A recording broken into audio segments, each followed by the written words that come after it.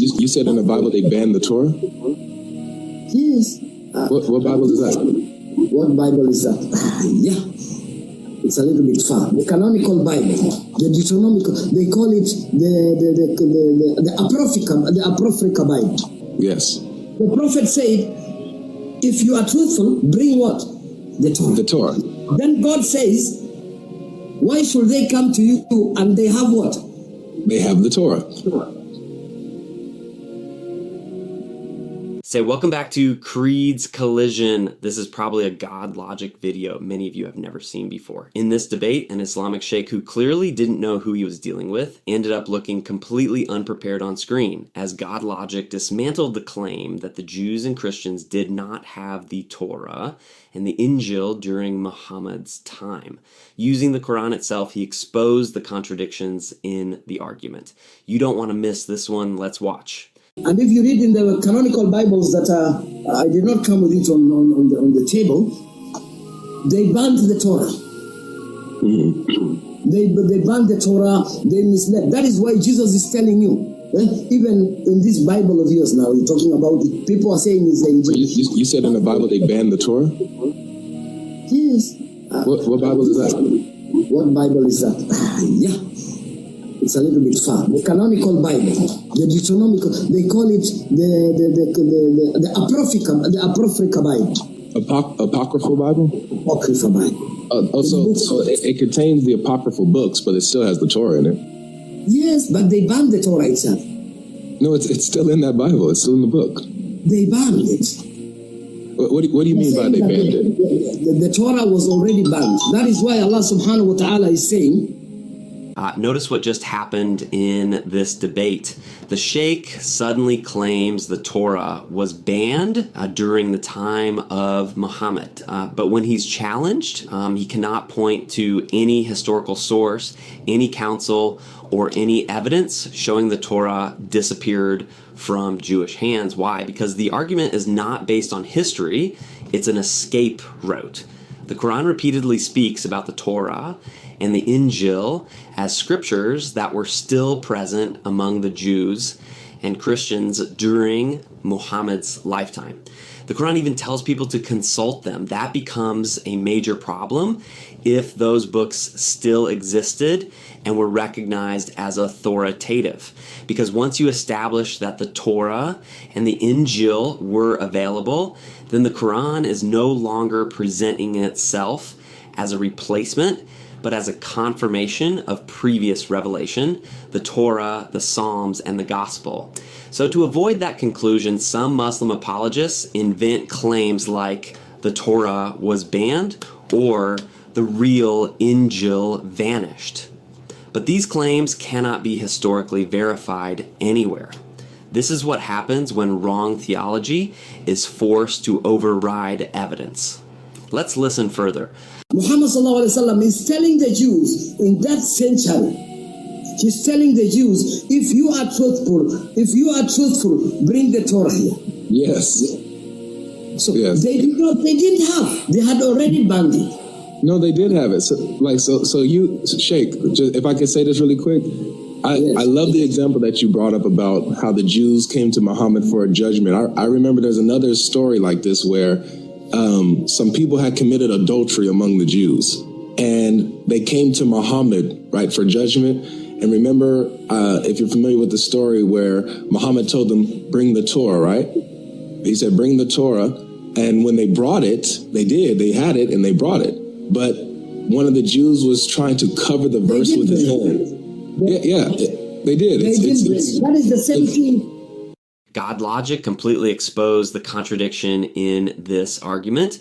Muslims often claim the Torah was missing, corrupted, or banned during Muhammad's time, but their own sources undermine that claim. In the hadith about the adultery case, Muhammad literally told the Jews, bring the Torah, and they brought it. The issue was never that the Torah did not exist. The issue was that one man tried to cover part of the verse with his hand to hide the ruling. That alone proves the Torah was physically present among the Jews in Muhammad's day. Even the Quran confirms this. Surah 393 says, "Bring the Torah and recite it if you are truthful." Surah 543 says, "How do they come to you for judgment while they have the Torah, in which is the judgment of Allah?" The Quran does not say the Torah was lost, it says they had it. So modern claims that the Torah disappeared are attempts to protect the Quran from a major theological problem. Because if the Torah and the Injil were still available and authoritative, then the Quran is not replacing them. At best, it can only confirm them. Muslims keep misinterpreting the verses just to keep Quran appear relevant and to create space for the Quran to stand as the final authority over scriptures it originally affirmed. Brother, it's Sunan. Hold on, let me quote the hadith, brother, if I can. So it's Sunan Abu Dawud 4449. Sunan Abu Dawud 4449. That's the context behind Surah Ma'idah verse 43.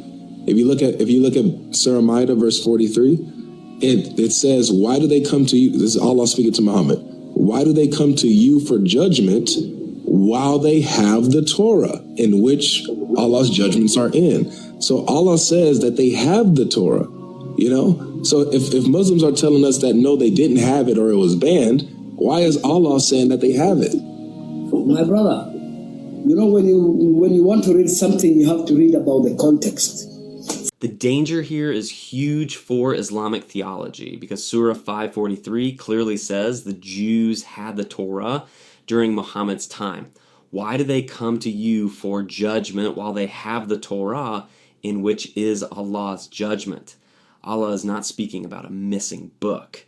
He's speaking about a book they possessed and could consult.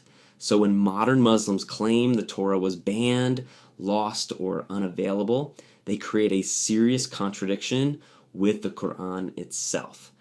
Either Allah was referring to a real Torah the Jews had, or Allah was telling people to consult a corrupted or non-existent scripture, which creates a theological problem inside Islam. That's why this debate matters. The Quran's own wording assumes the Torah was still present and recognized among the Jews in Muhammad's day. For example, you had $100, and then you came to me. You asked me, I don't know what you did with your $100, but you had a problem, you needed $100, but you couldn't make that $100 to what you wanted. And then you, from America, comes to me and tells me, Sheikh, I want $100 from you. Can you help me? And then my friend says, he had $100, why does he come to you? It means he is giving me a light that automatically you had what? I have the $100 presently, so I don't need your $100. No, you had already used. No dual. Boom. You have already used the $100. Oh, but the verse doesn't say they already like. Yes, okay. I'm coming to that example. And then you come to me, and then I tell you, you have the $100. Why do you need another one? Right. So it is you to explain that I don't have the $100, right?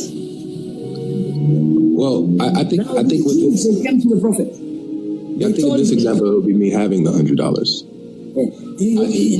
They came to the prophet. Mm-hmm. They had the Torah.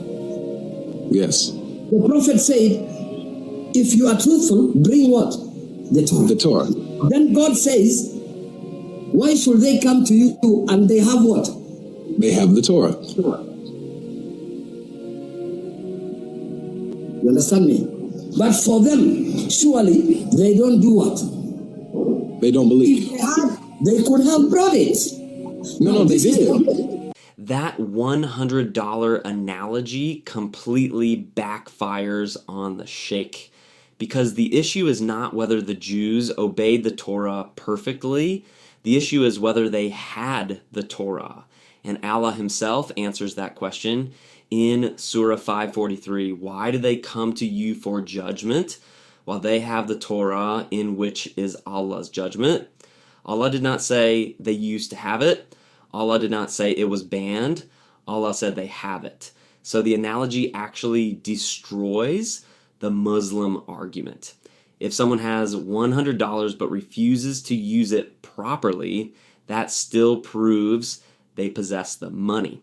And in the same way, the Jews possessing the Torah but not following it perfectly still proves the Torah was with them during Muhammad's time. This becomes dangerous for Islamic theology because now Muslim scholars are trying to reinterpret Allah's own words. Allah says they have the Torah, but scholars come later and say, no, they didn't really have it. Since when did scholars become higher authorities than Allah himself? If Allah's words are the ultimate authority in Islam, then Muslims should accept what Allah plainly said. The Jews had the Torah. If you enjoyed this breakdown, subscribe, like the video, and share it with others. God bless you.